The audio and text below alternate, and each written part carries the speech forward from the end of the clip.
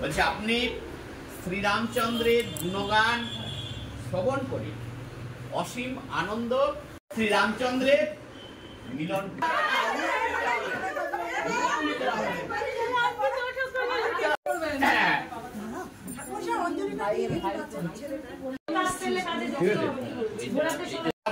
দুনিয়াতি চাতুর রাম কাজ করিবে কি আতুর।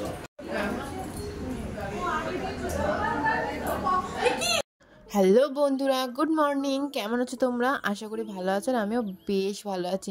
তো welcome to my channel and welcome to my শ্বশুরবাড়ি সেনবাড়ি। তো চলো আজকে সেনবাড়িতে কি আছে দেখা যাক। আজকে সেনবাড়িতে ছিল হচ্ছে হনুমানজির পুজো, কিন্তু তোমরা ভাবছো যে সামনে গেল লোকনাথ পুজো আর এখন আমার হুঁশ ফুরেছে যে হনুমানজির পুজো তোমাদেরকে দেখানো হয়নি।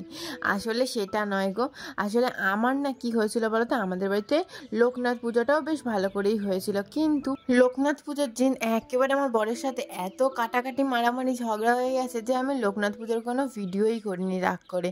আর সত্যি আমার মনটাও দিচ্ছিল না, খালি লোকনাথ পুজোকে মনে হচ্ছে লোকনাথ ঠাকুরকে ভালো করে মন দিয়ে ডাকি, তো সেটাই ডেকে গেছি আর তোমাদের জন্য কোনো ভিডিও করতে পারিনি। কিন্তু ঠিক সেই সময় লোকনাথ বাবা মনে করিয়ে দিল, হ্যাঁ রে পাগলি তুই তো হনুমানজির ব্লগটাই দিসনি। তো যেই ভাবা সেই কাজ, তো আমি সেইরকমভাবেই ভাবলাম চলো আগে তাহলে হনুমানজিরটাই তোমাদের সামনে আগে উপস্থাপন করে ফেলি, কি তাই না? তো চলো আজকে তোমাদের বাড়িতে কে কে এসেছিলো তোমাদেরকে তো দেখিয়ে দিলাম। তো প্রায় লোককেই তোমরা হয়তো চিনবে, আবার প্রায় লোককে হয়তো চিনবে না। তাহলে এবার তোমাদেরকে না অত কি করে বোঝাই বলো তো কে কে ছিল। ধরতে পারো ওর বাড়ির কিছু আত্মীয়রাই। তো তারপরে চলো শুরু হয়ে গেল পুজো। তো বামুন ঠাকুর এসে গেছিলো, মন্ত্র পড়তে লেগে গেছিলো। তারপরে আর আগে তো মা দেখলে জোগাড়যন্ত্রী সব করে ফেলেছে, একদম সিন্নি থেকেই শুরু করলাম তোমাদেরকে দেখানো। আগের জোগাড়যন্ত্রীগুলো তো ওগুলো তো টুকটুক করে অনেক দুদিন ধরেই হচ্ছে, কারণ বেশ বড় করে পুজোটা হচ্ছে ওই জন্য। আর এইদিকে দেখো তারপরে যে বামুন ঠাকুরের মন্ত্র পড়া শুরু হয়ে গেছে। নগজিও নরদ সারদ সহিসা হিসা শেখ নগজিও আপনার গুণগানে চিরকাল। আবার কি না জাম কুবের দিকপাল জাহাতে কবি কবি দেখে। ব্রাহ্মণ ঠাকুর মন্ত্র পড়ুক ততক্ষণ চলো আমি তোমাদেরকে আমাদের ঘরের মন্দিরটা ভালো করে দেখে দিই, যেটা তো তোমাদেরকে দেখানোই হয়নি। তো মন্দিরটা তোমরা দেখে নিলে, আর তারপরে শুরু হয়ে গেল অঞ্জলি দেওয়া। তো অঞ্জলি সবাই মিলে দিয়ে নিলাম। আর হ্যাঁ তোমাদেরকে না আমি শুধু এই মন্দির না, তোমাদেরকে একদিন আমি আমার শ্বশুরবাড়ির ট্যুর করাবো, ঠিক আছে? আমি যেরকম ট্যুর করছি তোমাদেরকেও করাবো, ঠিক আছে? আর এই দিকে দেখো একটা বিশাল বড় ব্যাপার হয়েছে, তোমরা তো থাম্বনেল দেখে বুঝে গেছো যে ব্যাপারটা কি। আর এতগুলো কলা দেখে তো আরোই বুঝে গেছে ব্যাপারটা কি। এই দেখো কলা সারি সারিয়ে রাখা আছে, এইবারে হচ্ছে সেই ব্যবস্থাটা শুরু হবে।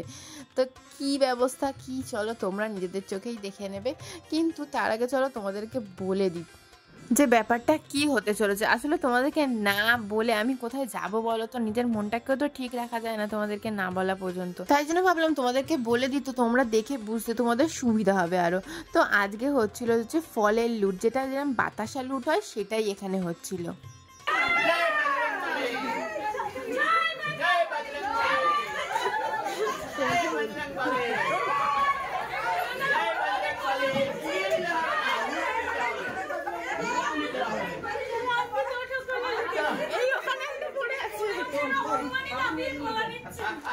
ওইটাই তো মজা।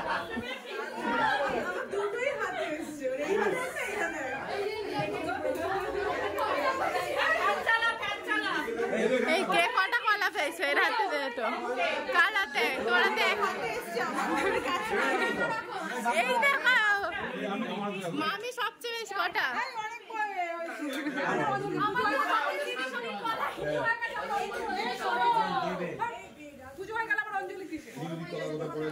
তো দেখে আমি কতগুলো কলা পেয়েছিলাম, আমি পেয়েছিলাম 3খানা, স্নেহাবতী পেয়েছিল 2খানা, মামি পেয়েছিল 4খানা, সবাই বেশ ভালো মতোই পেয়ে গেছে।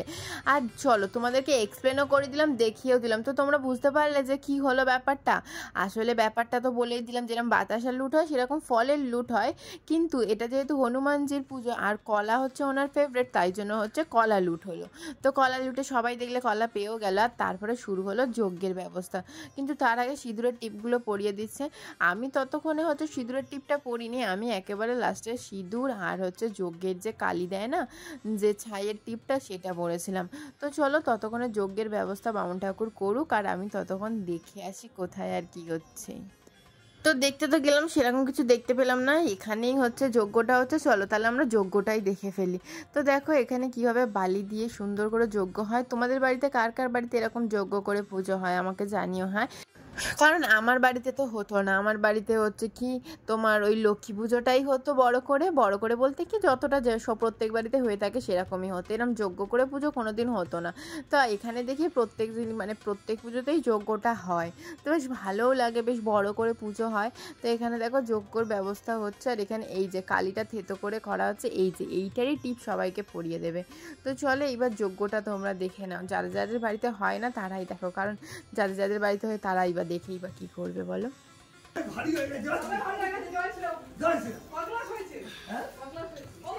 এই ভোটের সময় জয় শ্রীরাম শুনলেই লোকে ধরে মারবে, কে যে পুজোর সময় জয় শ্রীরাম বলছে, কিন্তু হনুমানজির পুজো, জয় শ্রীরাম তো বলতে হবেই, তাই না?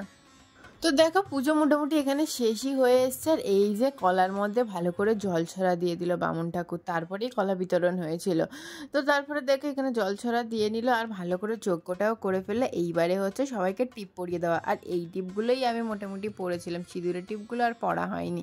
আর এখানে হচ্ছে সিঁদুর আর এই যে মানে ছাইয়ের টিপটা একসাথে দিয়ে পরানো হয়েছিল।